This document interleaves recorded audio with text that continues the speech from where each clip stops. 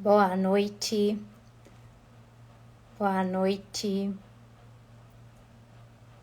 Vamos dar início com um certo atraso à nossa live de hoje, organizada pelo Comitê de Jovens Nefrologistas.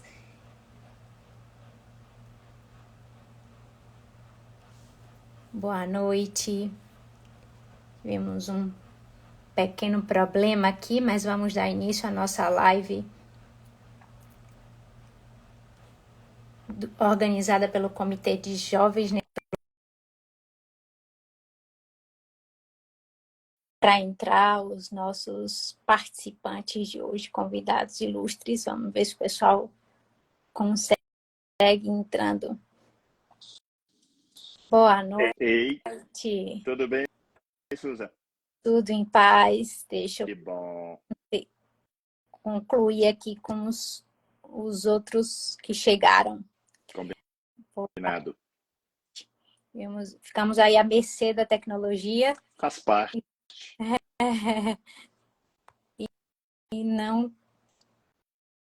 Aqui, o Rodrigo eu consegui convidar agora.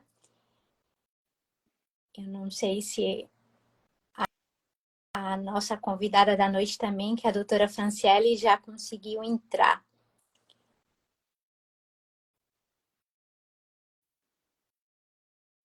Vamos lá.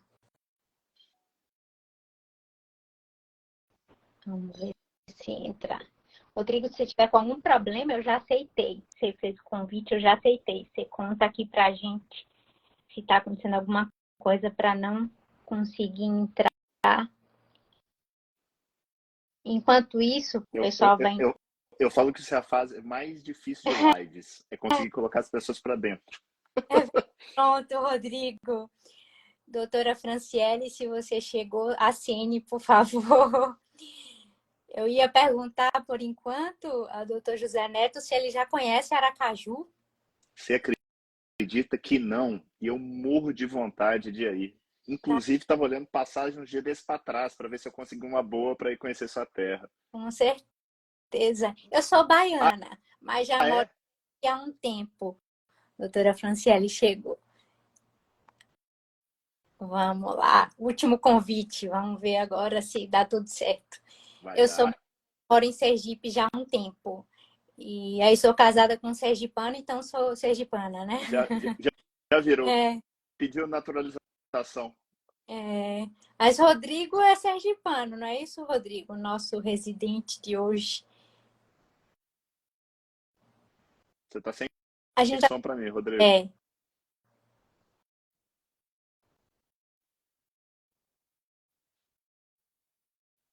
Ainda tá sem ouvir. E enquanto Franciele, você conseguiu receber o convite? Se não, me conte aqui. Deixa eu... tá aqui, aceitar. Vamos ver se vai agora. Nada? Agora veio.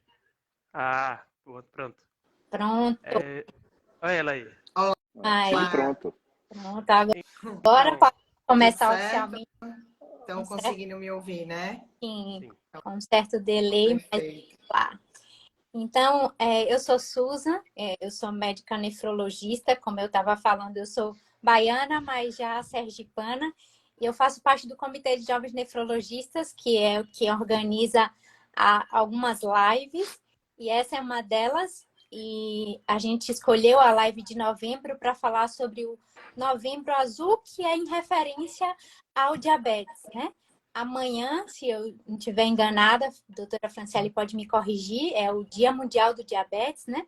Que é uma doença muito importante que a gente precisa falar, trazer à tona e trazer essa junção, né? Do nefro com endócrino. Eu vou apresentar, vou abrir aqui para falar dos meus ilustres convidados, né? Falar um pouquinho de quem são vocês e vamos lá.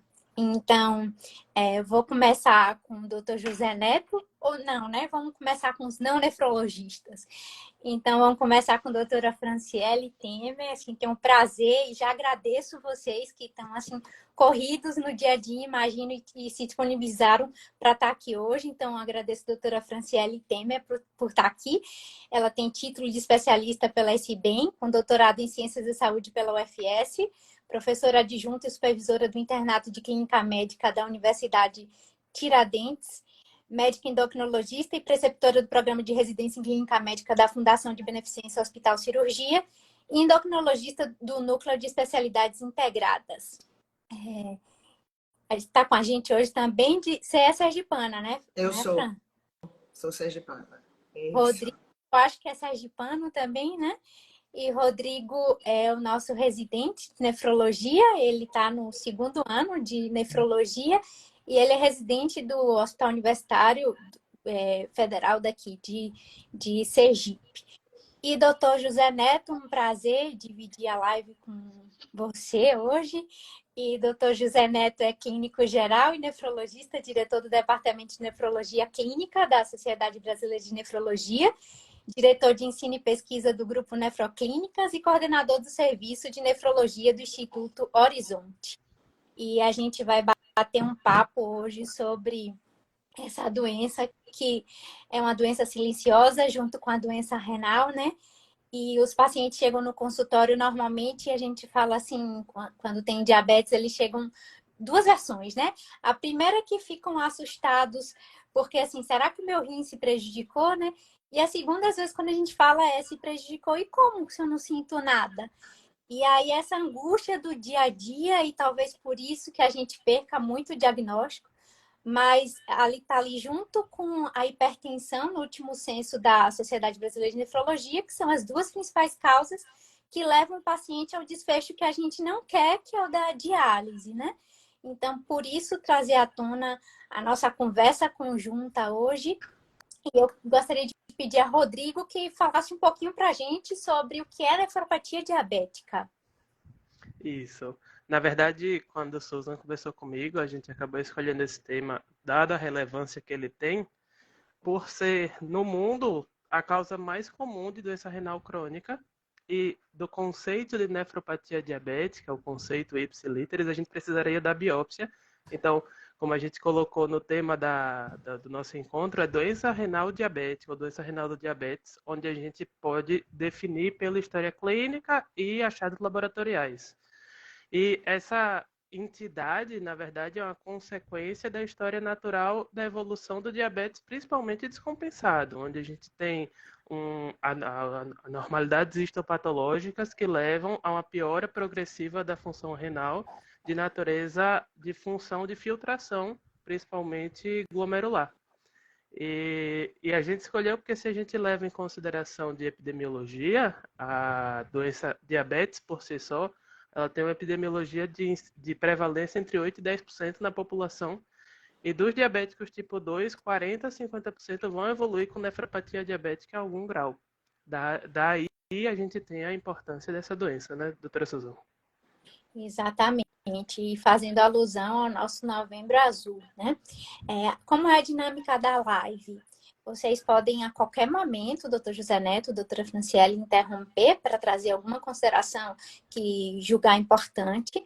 O que é que a gente pensou? A gente trouxe 3 casos clínicos que são bem corriqueiros do nosso dia a dia, e a nossa ideia é falar das novas opções de tratamento, tanto medicamentosa como não medicamentosa, e como é que a gente gerencia isso dentro do consultório com suas limitações, né? E vocês querem fazer alguma pontuação antes que a gente comece os casos?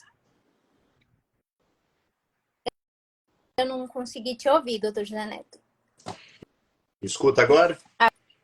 Agora sim. Sim. Peraí, que eu acho que é o meu fone que está dando um problema. Deixa eu trocar para o outro aqui.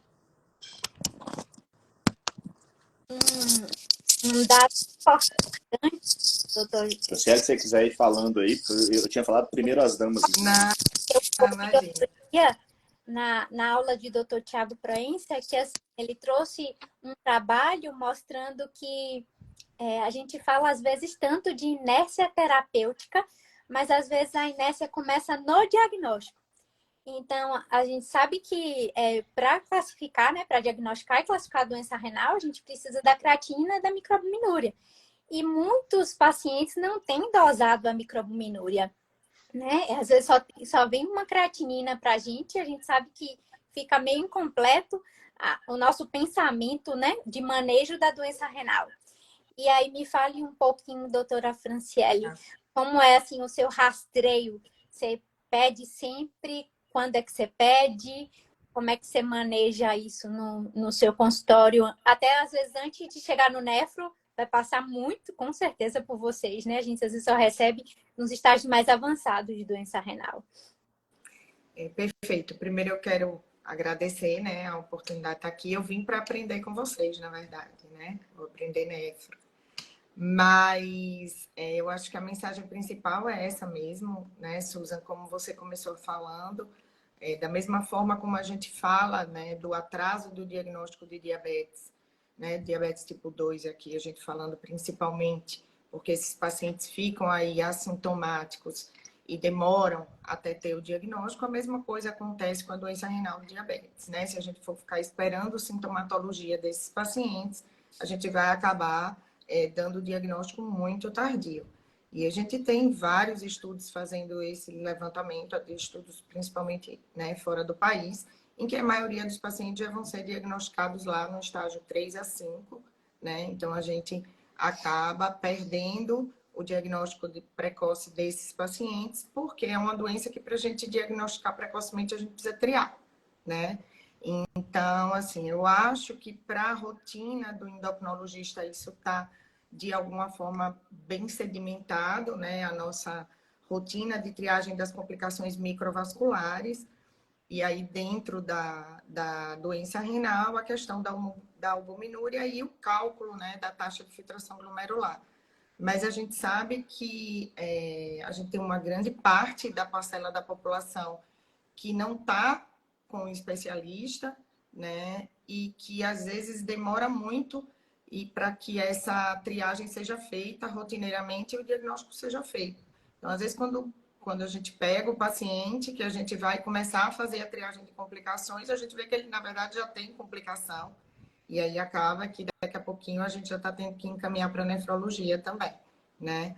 Então, eu acho que a mensagem é essa mesmo. São exames simples, né? Exames fáceis de serem realizados. O cálculo de taxa de filtração glomerular está aí disponível para todo mundo, né? Toda calculadora na internet, não tem por que não ser utilizado na prática clínica. Acho que essa é a principal mensagem.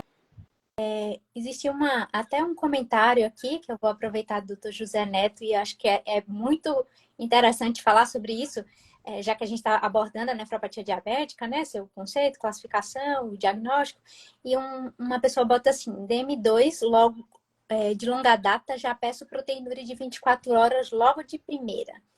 E aí, a proteinúria de 24 horas, o que é que você acha? Compartilha aí com a gente. Vamos lá. Então, primeiro, obrigado pelo convite. Eu fiquei, num primeiro momento, assim, falei, cara, estou sendo chamado para uma live de jovens nefrologistas. Eu fiquei na dúvida se é porque eu era jovem ou não, entendeu? Eu preferia pensar pela primeira linha de raciocínio. E agora, né, vocês falando, eu ainda não conheço aí Sergipe, mas como todo bom mineiro, eu falo que todo mundo na família tem algum mineiro. Você pode até não saber, então eu me sinto em casa em qualquer lugar. Eu tô falando. Meus pais são mineiros. Todo mundo tem algum mineiro na família, quem não tem só não sabe, entendeu? Então eu tô super em casa aí, brigadaço pelo convite. Eu espero realmente, assim como o Franciele, eu venho com essa mentalidade de principiante, mentalidade de estar aprendendo, de trocar ideias com vocês, com a audiência. Eu acho que é assim que a gente cresce. Mas vamos lá. Eu acho que a primeira coisa, antes de responder especificamente a sua pergunta, eu acho que essas ponderações que vocês fizeram são extremamente importantes, porque mostram o tamanho do problema, né? Os números que o Rodrigo falou, eles são, assim, absurdos. A hora que a gente põe isso em número absoluto, é algo extremamente assustador. O que foi colocado pelo Franciele, o caráter assintomático, e por você, né, Susan? Se por um lado é bom porque a pessoa não sente nada, por outro, ela por vezes não dá o diagnóstico, né? E aí o diagnóstico vai ser tardio, eventualmente com uma disfunção renal, que é o nosso tema aqui, mas com todos os outros possíveis comemorativos relacionados ao diabetes tipo 2. E eu acho que uma terceira ponderação, antes da gente entrar especificamente aí no caso da urina de 24 horas,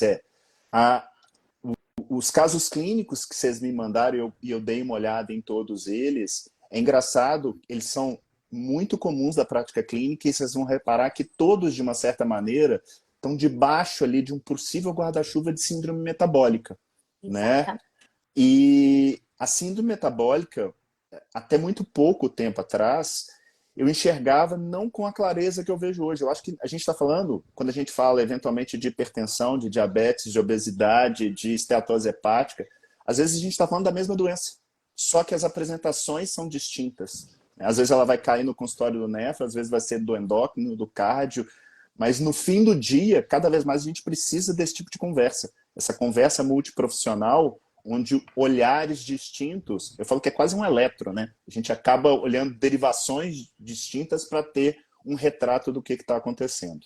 Bom, posto isso, o que acontece? A urina de 24 horas, ela é o nosso padrão ouro para quantificação de proteína em urina de 24 horas e, eventualmente, até para diagnósticos um pouquinho mais apurados no que tange a proteína. A questão é que ele é chato, né?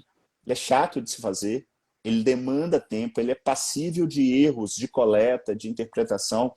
E a gente já tem a validação, porque o que a gente quer nesse momento não é um número exato de quanto de proteína a gente tem naquela urina.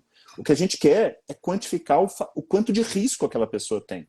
E isso a gente consegue através da albuminúria, em amostra única.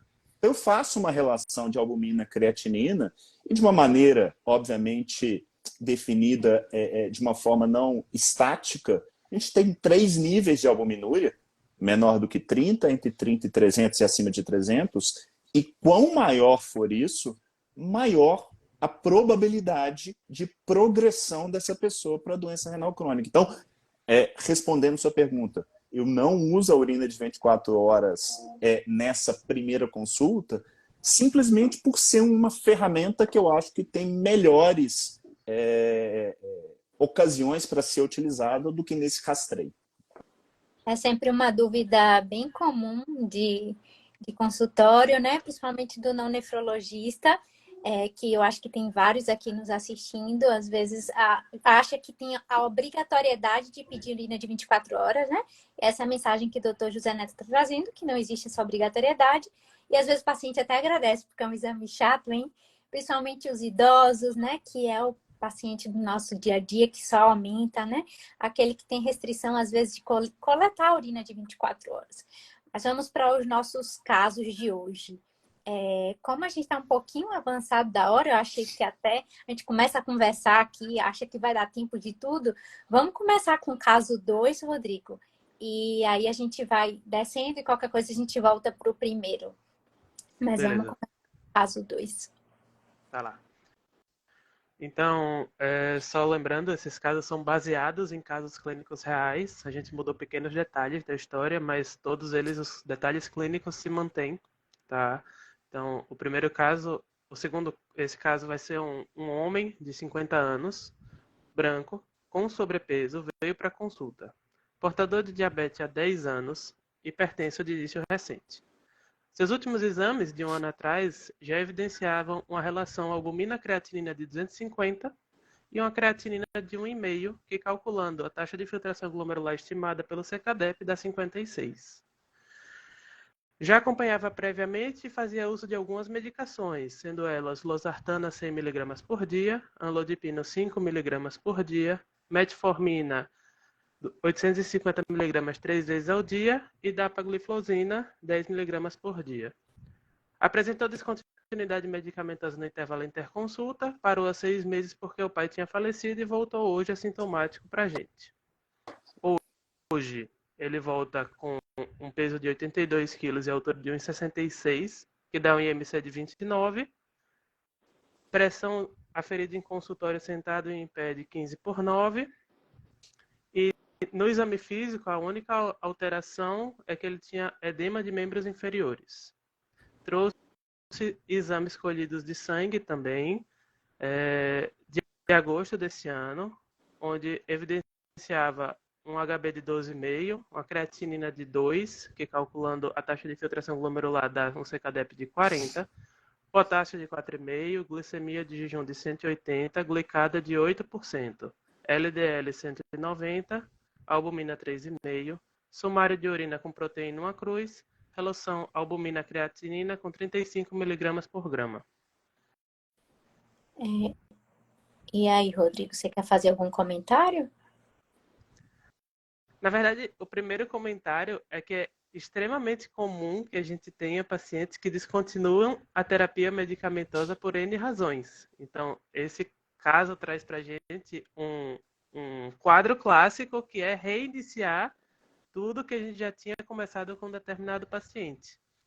E é válido ressaltar que esse paciente provavelmente já tinha condução com alguém que estava conduzindo bem, porque ele já utilizava um bloqueador da angiotensina, já tratava o diabetes dele com metformina e já utilizava o inibidor da SGLT2. Vou deixar o Dr. José e a doutora Franciele continuarem comentando o caso. Então, como o doutor José Neto bem pontuou, é aquela questão, né? É a síndrome metabólica, que, assim, tem várias falhinhas que não dá pra gente se apegar aqui, porque senão a gente não sairia hoje daqui falando sobre assunto tão extenso como tratamento de dislipidemia, entre tantas outras coisas, do risco cardiovascular, mas abordando mais a nefropatia diabética, como o Rodrigo falou, tem esse intervalo que ele ficou sem tomar a medicação, não sabia dizer ao certo quem ele tinha parado, se tinha parado tudo, parecia um tratamento mais irregular, de que usava as coisas a seu critério, e aquela coisa, eu não sinto nada, por que eu estou tomando remédio, se está tudo bem, então vai parando o que acha que deve parar, né? Então, pensando em cima da questão de ser uma síndrome metabólica, vou dar as honras à doutora Franciele e doutor José Neto. Como é que sua visão sobre esse caso? Eu acho que antes da gente falar do rim, né, propriamente dito aqui, a questão desse paciente é justamente isso, né? Ele tem vários fatores de risco do ponto de vista metabólico e ele está descompensado de todos eles, né? Então, a gente começa aí pelo diabetes, né? Um diabetes descompensado, uma glicada elevada, um colesterol, uma dislipidemia importante para um paciente que é um paciente de alto risco, né? Ele já tinha albuminúria no passado, aí um marcador importante, né, de risco cardiovascular, e ele vem com LDL de 190, e além disso, ele ainda é um paciente com sobrepeso quase ali limítrofe para a obesidade, né? Então, antes de qualquer coisa, da gente pensar especificamente na questão renal, e aí a gente vê uma repercussão significativa, né? Esse paciente teve uma queda na taxa de filtração glomerular bem importante em um ano, que não é o que a gente espera normalmente, né? Aquela queda esperada, aceitável, de taxa de filtração glomerular que acontece nesses pacientes. Então, assim, a primeira coisa é a necessidade que ele precisa de controlar todos esses fatores, né? Primeira coisa é tudo isso. Então, a gente precisa tratar melhor esse diabetes, a gente precisa tratar esse sobrepeso e essa obesidade, a gente precisa tratar essa dislipidemia desse paciente. E aí a gente vê depois o que melhora depois de tudo isso, que muito, muito melhora depois de tudo isso, e aí sim ver se vai ter necessidade de mais alguma coisa específica aí pensando na doença renal diabetes, né? E uma coisa que chama atenção é que ele teve uma piora grande da taxa de filtração glomerular, mas ele não tem uma alteração importante em relação à albuminúria, né? Se a gente for olhar. E é só, na verdade, para destacar que a gente vê isso no paciente diabético tipo 2, né? A ideia que a gente tinha inicialmente, aquela coisa muito bonitinha, né? Da albuminúria piorando e depois vindo alteração de taxa de filtração glomerular, a gente vê isso muito bonitinho no DM1, mas a gente não vê isso no DM2, nem sempre. Nem sempre a gente vê isso no DM2, a gente pode ter, né, as alterações de taxa de filtração glomerular e nem sempre está acompanhado, e daí a importância dos dois exames sempre para a gente estar fazendo triagem desses pacientes. Mas ele está precisando melhorar todos esses 3 parâmetros primeiro, para a gente reavaliar aí o rim. Aí tem aquela velha pergunta e aquele velho temor. A taxa de filtração glomerular está 40. O que é que eu faço com a metformina? eu vou ter que reduzir a dose, e reduzindo a dose com essa glicada e já em uso da DAPA, o que é que você colocaria na prática? O que é que você faria aí, uma sugestão, pensando na nefropatia do diabetes, né? E que talvez a DAPA aí deu essa segurada na relação albumina-creatinina, né? E não deixou ela piorar tanto e ele tomasse de vez em quando, até porque talvez dos remédios listados é um dos mais caros e a pessoa às vezes compra e até toma porque está gastando dinheiro, né? Às vezes aquele mais baratinho ela não toma tanto como deveria, né? Bom, então assim, objetivamente, né, em relação à questão do diabetes, a gente seguindo o guideline aí, a gente já teria orientação para realmente reduzir, né, a dose da metformina, né? A gente sabe que a dose terapêutica da metformina é 2.000, né? Essa questão aí de 2.550, na verdade, a gente não muda, né? Não tem uma mudança importante de 2.000 para 2.550 de uso da metformina. Então, a gente teria a indicação da redução, né? Para a dose de 1.000, tá? E ele vai precisar de um terceiro agente. Aí a gente vai poder abrir o leque. Bom, na verdade, assim, se ele não estava usando, ele precisa voltar a usar e a gente reavaliar. Mas vamos lá, né? Primeira coisa. Mas vamos lá que ele, né? A gente insistir aí nas mudanças de estilo de vida para ele, praticar atividade física, encaminhar para uma orientação nutricional melhor. Mas já que você me perguntou de medicação, né? Então, vamos supor que é isso aí. Eu vou reduzir a metformina, ele já está usando a DAPA e a glicada dele é 8. Então, eu teria que acrescentar o terceiro agente. No mundo ideal, análogo de GLP-1 para esse paciente. E no mundo real, se fosse, que às vezes não dá para outro. No mundo real, a gente teria poucas opções, né, a nível SUS, pensando saúde pública agora, SUS, né? A opção que a gente teria para esse paciente seria SUFA, tá? Saúde pública seria SUFA. Claro que a gente tem várias outras opções aí medicamentosas, como todas as medicações estariam aí possíveis de serem usadas ainda com essa taxa de filtração glomerular, eu posso usar tudo, né? Eu posso usar do PP4, eu posso usar tudo aí. Mas a nível de sistema público, paciente que não pode gastar dinheiro, o que a gente teria que entrar é a SUFA, que é a droga que a gente teria gratuita no sistema, né? Por que mundo ideal análogo de GLP-1? Porque análogo de GLP-1 eu estaria tratando várias das comorbidades desse paciente, né? Eu estou tratando obesidade, eu estou melhorando o risco cardiovascular, né? Eu estou melhorando o controle do diabetes e, claro que a gente ainda não tem um estudo direcionado de GLP-1 com doença renal, mas a gente sabe que ele contribui para diminuir doença albuminúria e assim por diante. Então, é isso. Eu acompanhei aqui falar.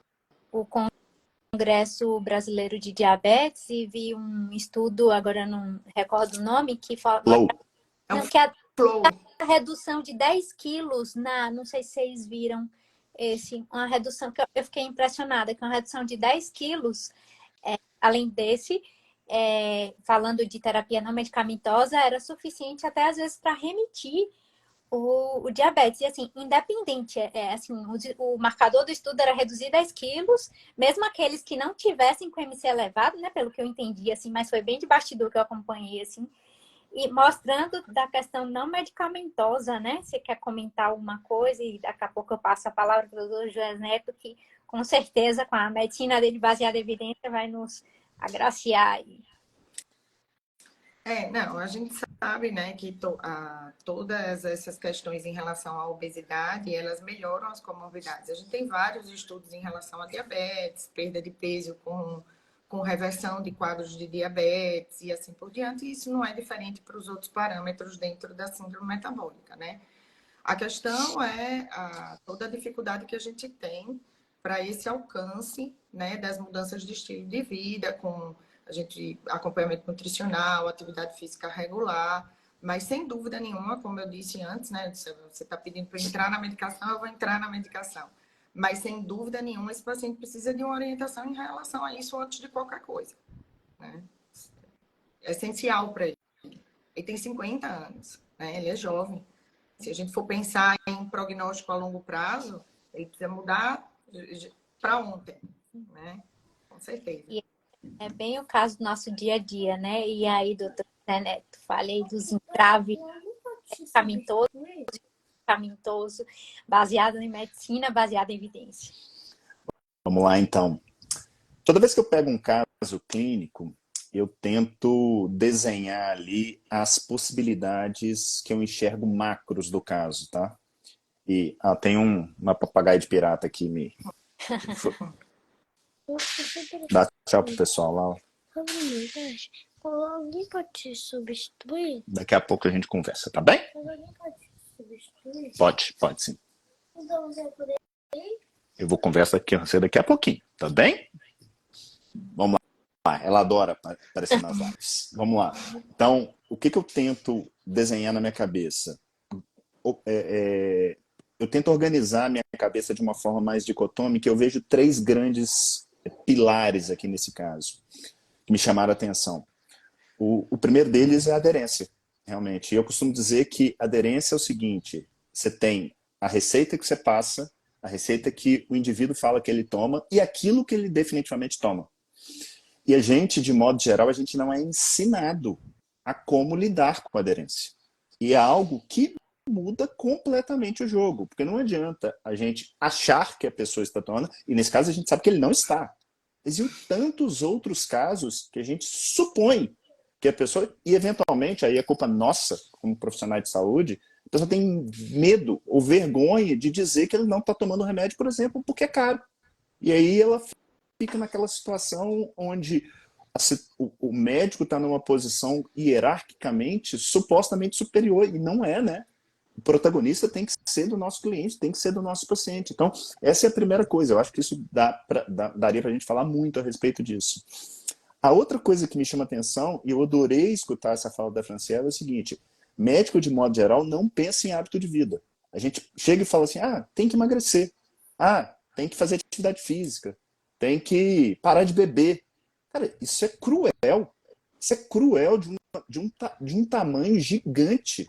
Porque a nossa função é estar do lado e ajudar, dar a mão, ajudar a fazer. E junto com outros profissionais, nutricionistas, terapeutas, psicólogos, enfermagem, a gente precisa, porque muitas dessas pessoas que não podem pagar o remédio, eventualmente, se ele fizer isso bem feito, e eu não estou dizendo aqui que seja fácil, ele pode eventualmente não precisar do remédio. E, cara, tá falando aqui alguém que foi diabético. Eu, com 33 anos, eu estava 20 e tantos quilos a mais do que eu estou hoje, e eu mudei baseado em estilo de vida. E foi quando eu comecei a estudar muito o tema, muito, mas muito. Uma das coisas que eu mais estudo atualmente é a mudança de hábito de vida. E não só a mudança, é como essa pessoa engajar. Então a gente tem que estudar psicologia, hábitos, antropologia. E isso não chega para o médico de modo geral. Então esse é o segundo ponto. E o terceiro ponto, que foi bem salientado, é a queda da taxa de filtração glomerular foi muito além do esperado. Então, ainda mais na hora que eu pego uma albuminúria relativamente baixa, na minha cabeça, isso não foi o diabetes. A evolução natural me supõe pensar que ou o exame está errado, ou teve algum outro fator aí contribuinte. Tem uma disfunção cardíaca, ele está edemaciado, ele tem por que fazer doença cardiovascular? Pô, seria uma possibilidade. Será que ele não tomou um anti-inflamatório por conta de uma dor no joelho, porque ele está acima do peso? Então, essa seria a terceira questão que me chamou a atenção muito nesse caso. Poxa, será que tem algum fator que eu possa orientar ou eventualmente até modificar para justificar essa perda de função renal fora do padrão? Porque no fim do dia, a gente sabe que existe curva de Gauss e você tem extremos. Mas probabilisticamente, para mim, tem alguma pecinha desse quebra-cabeça não se encaixa. Então eu correria atrás disso. Essas são as 3 principais linhas que eu vejo. Com relação à medicação, eu acho que, como bem colocou a Franciele, primeiro, a pessoa tem que voltar a tomar, né? E sim, eu sou fãzaço da metformina, eu acho uma puta de uma droga. Só que, graças a Deus, a gente, nos últimos anos, a gente aumentou muito o nosso arsenal terapêutico, né? Os inibidores de SGLT2 vieram para mudar a história natural. É engraçado que ele nasceu para endócrino, mas no fim do dia ele está funcionando muito mais para o néfro e para o cardio, O cardio. né? Óbvio que eu estou colocando aqui numa caixinha delimitada, mas por isso que a gente precisa estar falando junto. Aparecem os agonistas, e eu tinha comentado, esse trabalho que você falou do peso não é o que eu tinha imaginado, é porque foi truncado um estudo agora, que é o estudo Flow, O flow. que estava sendo conduzido, testando em renais crônicos o uso da semaglutida. E quando um estudo é truncado, só para colocar todo mundo na mesma página, ou seja, ele foi parado, normalmente se para porque o benefício atingido com a medicação ele está tão grande que não vale a pena seguir com aquele estudo. Óbvio que a gente vai ter que esperar os resultados serem publicados para entender de fato o quanto que esse truncamento impacta ali do ponto de vista metodológico da coisa. Mas assim, esquece esse resultado. Poxa, quem já viu um sujeito usar agonistas de GLP-1 funcionando, cara, não tem como desver. A pessoa realmente ela trata a síndrome metabólica. Qual que é o grande problema do meu modo de ver? As pessoas estão querendo usar aquilo ali como uma bengala pura e simples. Ele quer continuar sentado no sofá comendo donuts e tomando uma medicação uma vez por semana. E ele acha que aquilo vai resolver a vida dele. Então, e aí, qual que é a tendência nossa, de modo geral, como comunidade? Culpar a vítima. Não. Nós temos que ajudar essa pessoa a entender que aquela doença, ela não é tratada, ele não tem falta de remédio. Ele tem ali uma bengala que, obviamente, pode ajudá-lo, mas a gente tem que tratar de uma forma muito mais ampla. Eu acho que, de uma forma, desculpa se me estendi um pouquinho, mas eu acho que a leitura desse caso, ele daria para a gente ficar aqui uma live ou até duas inteiras conversando só sobre É ele. isso que eu e o doutor Rodrigo, a gente ficou. Ai, meu Deus, eu acho que 3 casos é para a gente conversar, porque, assim, justamente isso, a visão da síndrome metabólica, não dá para falar da doença renal do diabetes sem entender todo o contexto, né? E o doutor Rodrigo fez assim, eita, discutiu, né? É bom a gente trazer esse caso, porque e aí, vai biopsiar o rim? E aí ele teve essa missão de pedir alguns exames, revisar a história para ver que também daria uma outra live para a gente avaliar quando é que biopsia o rim do diabetes, né? Do provável diabetes, que é a culpa dessa piora. E como outra pergunta, que eu não sei nem se a gente vai dar para avançar e talvez só ficar falando um pouco da prática diária para os outros casos, mas e a finerenona? E aí, doutora Franciele, você tem já prescrito ou você tem esperado o agente nefrologista? Conte aí a sua visão. E se o doutor Rodrigo quiser pontuar alguma coisa, fique à vontade, viu? Na verdade, só para colocar todo mundo no mesmo know-how, a finerenone é um medicamento novo, né, que vem sido cada vez mais estudado. 2021 e 2022 a gente teve bons artigos aí, incluindo pacientes com nefropatia diabética, que é um antagonista mineralocorticoide da espironolactona, como se fosse uma espironolactona, mas seletivo.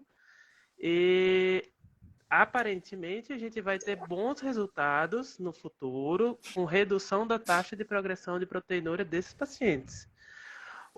A gente ainda não consegue confirmar na fase 4, né? Mas aparentemente o que a gente esperava que a espironolactona fizesse, a finerenone, ela parece que promete fazer. E aí, doutora Franciele, quer que você tem prescrito, você tem esperado nefrologista, você tem encaminhado? O que é que você tem feito na sua prática? Conta pra gente aí.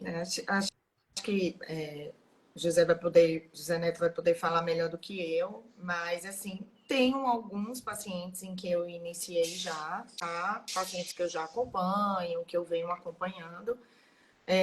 Sem dúvida nenhuma, como já foi colocado aí em relação aos inibidores de SGLT2, né, como ferramenta terapêutica, é mais uma ferramenta terapêutica hoje, né? Então acho que a gente pode falar em mais um pilar de tratamento para doença renal do diabetes, né? Como a gente já fala isso para insuficiência cardíaca, né? O endócrino agora teve que entrar um pouquinho para lá para o coração, né, José Neto? Um pouquinho para cá para o rim, tentar Isso. entender melhor isso do que só aquela coisa de estar triando as complicações. Então, eu acho que a gente já pode falar um pouquinho em mais um pilar de tratamento, porque ele tem né, um provável mecanismo aí diferente, então eles se complementam, a gente vai ter IEC-BRA por um caminho, SGLT2 ali, hemodinâmica e mais algumas outras coisas, né? E o antagonista do receptor aí, mineralocorticoide, mais um complemento.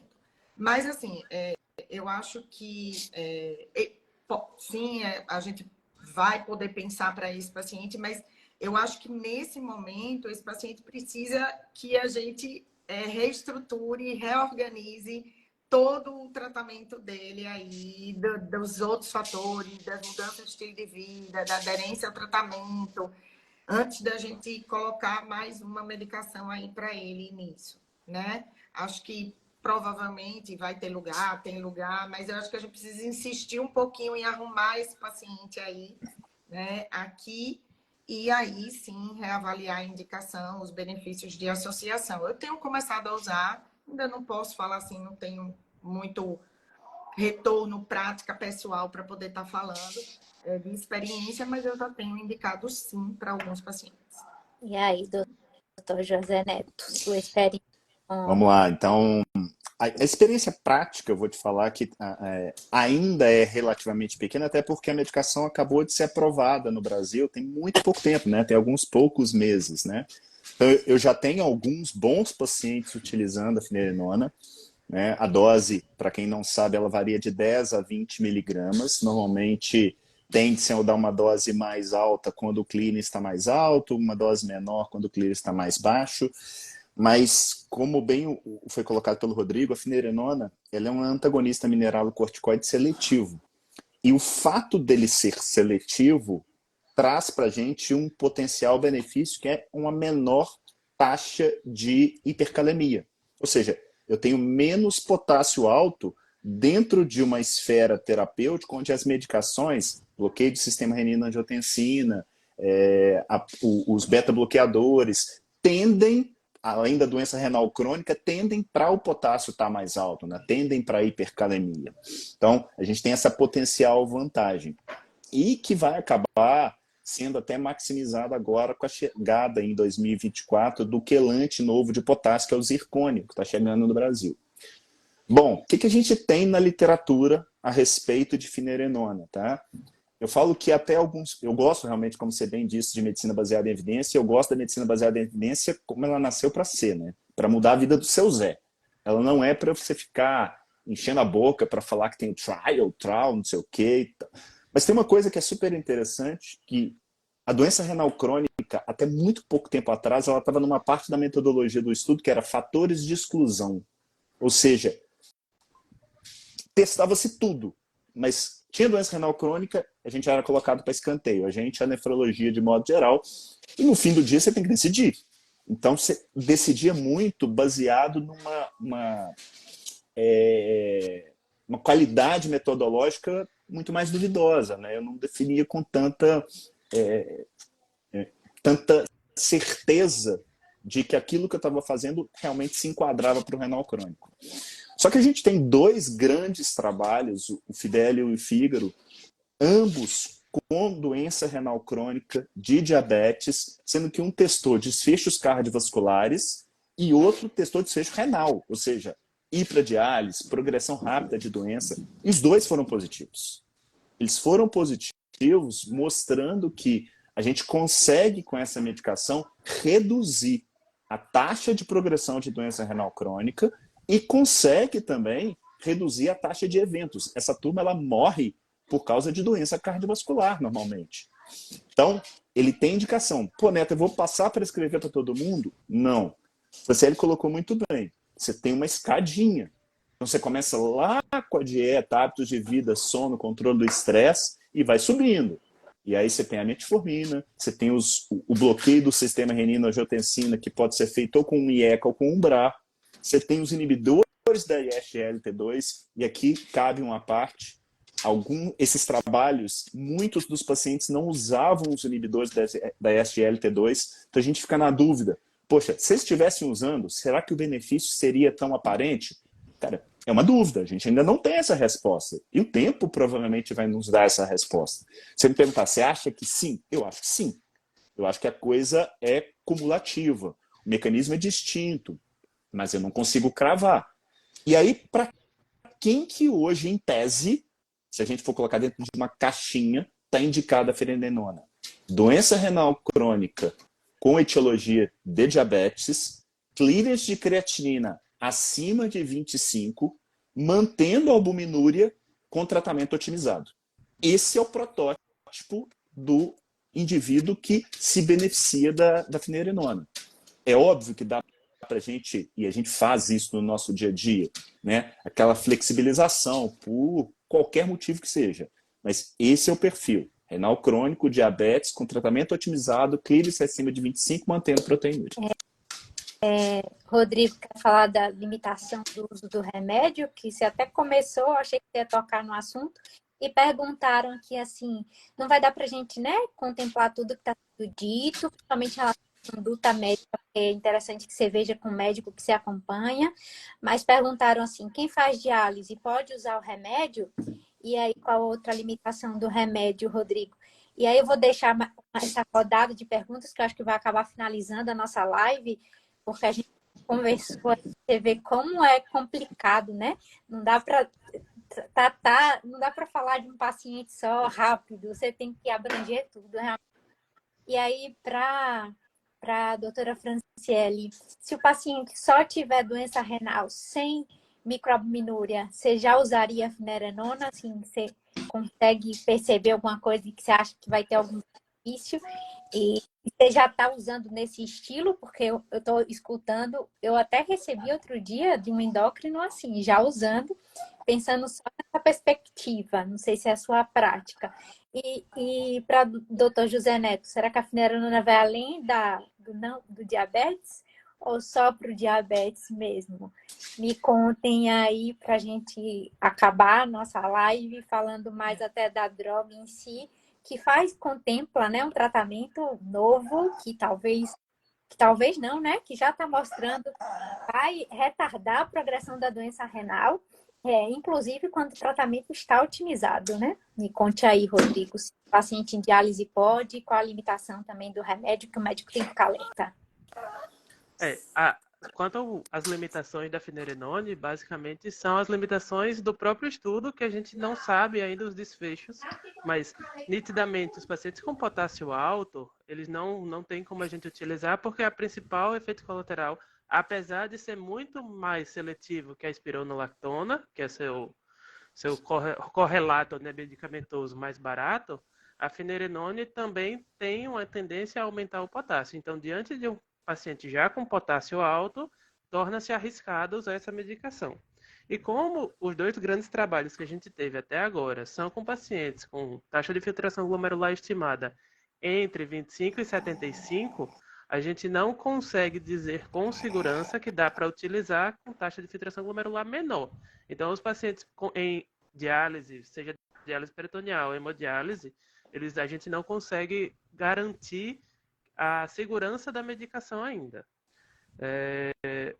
Principalmente esses. Uma vez que você tem um paciente com potássio controlado, que foi o principal pré-requisito do estudo, né, um potássio menor que 4,8, a gente já consegue começar a trabalhar e avaliar complicações. Só o que você me perguntou, Susan, na verdade, eu acho que é bem alinhado aí, né? O que eu falei com o que José Neto falou, né? Eu acho que esse paciente precisa otimizar o tratamento dele, né? Assim, das indicações, acho que ficou muito bem colocada pelo José Neto, o que a gente tem de indicação da finerenona hoje. A Franciele, ele vai responder melhor do que eu. Você acha que essa indicação vai ampliar? Acho.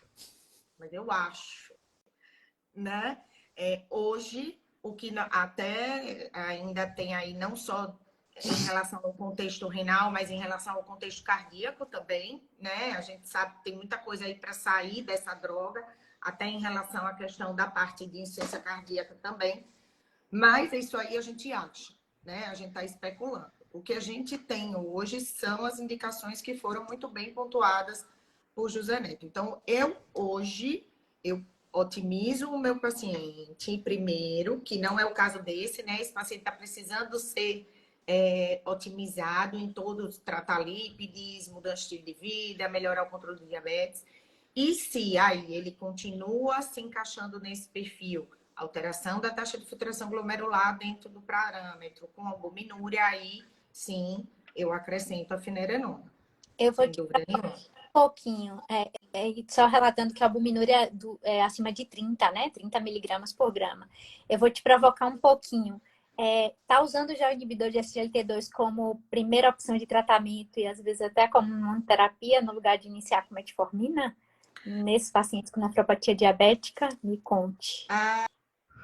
Então, iniciar de cara, sim, tá? No paciente que tem condição, muitas vezes eu inicio terapia dupla já, quando o paciente já tem parâmetro de doença renal, tá? E, claro, que se no contexto da avaliação do paciente, a principal complicação desse paciente, que é quando ele vem para mim, não é nem um controle, ele está até, né, com um controle, uma glicada ali razoável, e a principal alteração dele é renal, sim. Nesse sentido, eu gosto muito da metformina, tá, gente? Eu uso muito metformina.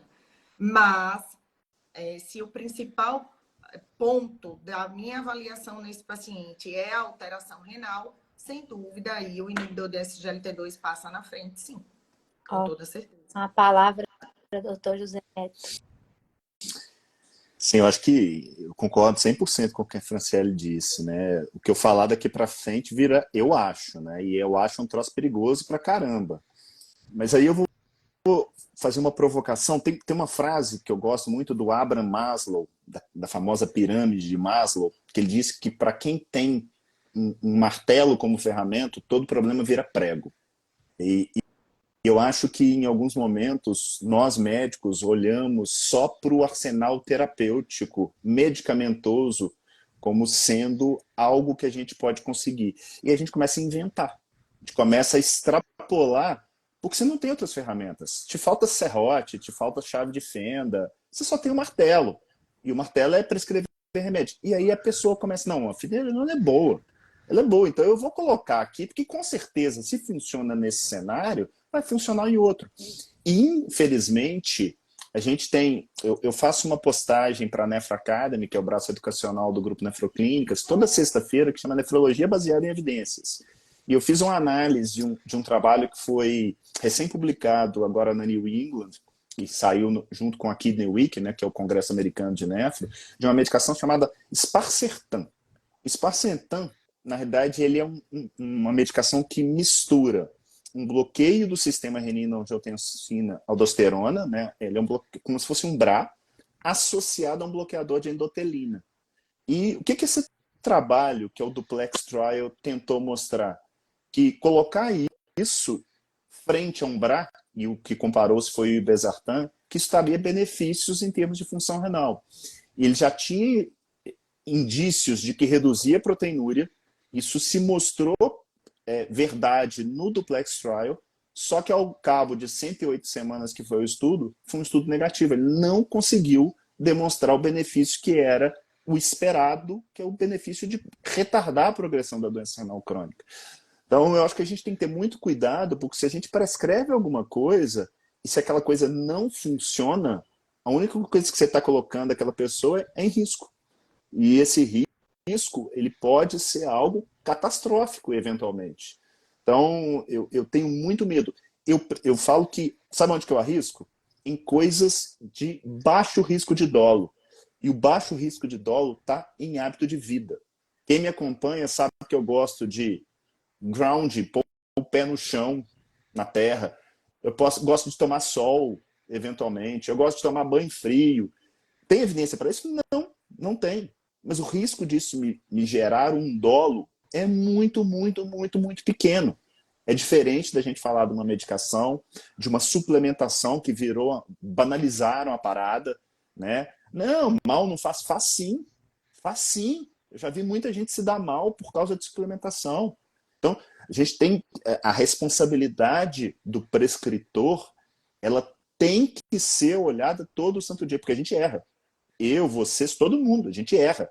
Então, errar menos é nada mais do que nossa obrigação. Eu acho que levar essa mensagem é algo super importante, porque no fim do dia aquela pessoa está ali na nossa mão esperando, de fato, uma ajuda para coisas que vão muito além daquilo que eventualmente a gente quer tratar, que é uma proteinúria ou uma glicose. Sim, sim.